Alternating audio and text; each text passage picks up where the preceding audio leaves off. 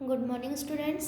आज मैं आप लोगों को आपके 5th चैप्टर का, जिसमें आप लोगों ने पढ़ा था कालिदास के लिए, महाकवि कालिदास, ठीक है, उनका एक्सरसाइज आज मैं करने जा रही हूँ। इस चैप्टर का आप लोग ध्यान से देखेंगे और सुनेंगे।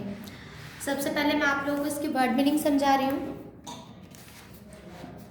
देखिए, गणना का अर्थ होता है गिनती, काव्य का अर्थ होता है ग्रंथ, अभिलाषा का अर्थ होता है इच्छा, शास्त्रार्थ का अर्थ होता है वाद विवाद, मौन का अर्थ होता है मुंह से ना बोलना, तात्पर्य मतलब श्रेष्ठतम सबसे अच्छे, प्रतिमा मूर्ति, ईर्ष्या जलन, संकेत इशारा, प्रकांड बहुत बड़े, शूल मीन्स काटा। ठीक है, अब मैं एक्सरसाइज आप लोगों को इसका समझा रही हूँ। क्वेश्चन नंबर फर्स्ट, महाकवि कालिदास द्वारा लिखी सबसे प्रसिद्ध काव्य कौन सी थी? क्या नाम था उसका? आप लोगों ने चैप्टर में पढ़ा भी है। उसका नाम था अभिज्ञान शकुंतलम। महाकवि कालिदास द्वारा लिखित सबसे प्रसिद्ध काव्य अभिज्ञान शकुंतलम है। ठीक है, फिर नेक्स्ट क्वेश्चन है आप लोगों का, राजकुमारी विद्योत्मा ने क्या प्रतिज्ञा की थी? राजकुमारी विद्योत्मा ने यह प्रतिज्ञा की थी कि वह एक ऐसे व्यक्ति से विवाह करेगी जो उनसे अधिक विद्वान हो। ठीक है, फिर नेक्स्ट क्वेश्चन है, राजकुमारों व पंडितों ने राजकुमारी से बदला लेने के लिए क्या उपाय सोचा था? तो राजकुमारों व पंडितों ने राजकुमारी से बदला लेने का एक उपाय सोचा। उन्होंने निश्चय किया कि राजकुमारी का विवाह किसी ऐसे व्यक्ति से करा दिया जाए जो मूर्ख हो।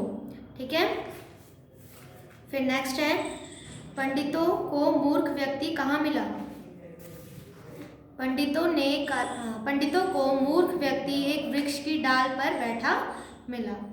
ठीक है, फिर क्वेश्चन नंबर ड, पंडितों ने कालिदास से सांकेतिक भाषा में उत्तर देने के लिए क्यों कहा था? तो इसलिए कहा था, पंडितों ने कालिदास से सांकेतिक भाषा में उत्तर देने के लिए इसलिए कहा था क्योंकि यदि कालिदास मौखिक भाषा में उत्तर देता तो राजकुमारी को पता चल जाता कि वह बहुत अधिक मूर्ख है। ठीक है, फिर नेक्स्ट क्वेश्चन है आप लोगों का,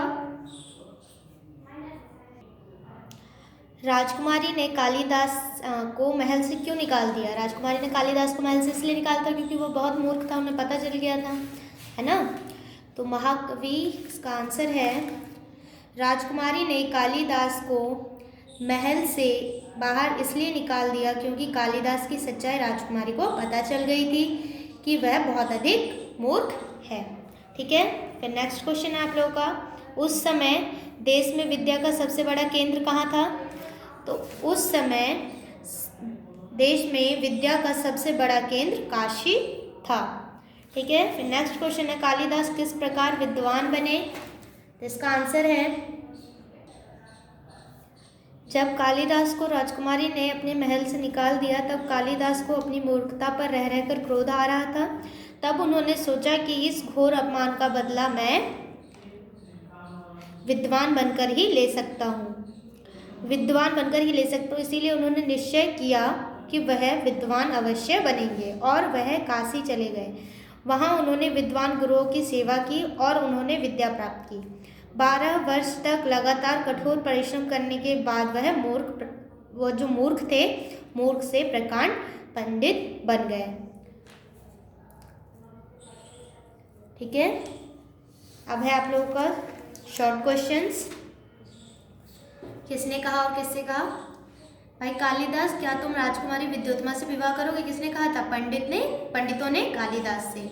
ठीक है, कहाँ वह राजकुमारी और कहाँ मैं अशिक्षित गांव का गवार? कालिदास ने पंडितों से कहा था। ठीक है, उचित होगा कि आप भी सांकेतिक भाषा में ही प्रश्न पूछे। एक पंडित ने राजकुमारी से, जाओ पहले स्वयं को मेरे योग बना के लाओ फिर मेरे पास आना। राजकुमारी ने कालिदास से, इसीलिए तुम्हारे शब्द मेरे लिए वरदान सिद्ध हुए। किसने कहा था? महल लौटने के बाद कालिदास ने किससे कहा था? राजकुमारी से।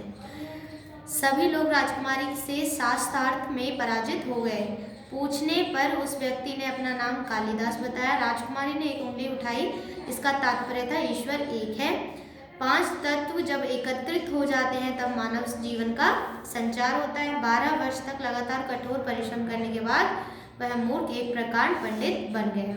ठीक है, तो आप लोग को जो सब कॉपी में नोट करना है, वर्ड मीनिंग से लेकर शॉर्ट टाइप सारे, और क्वेश्चन आंसर भी कॉपी में नोट करके स्कूल में चेक कराने के लिए लेकर आना है। Okay, thank you.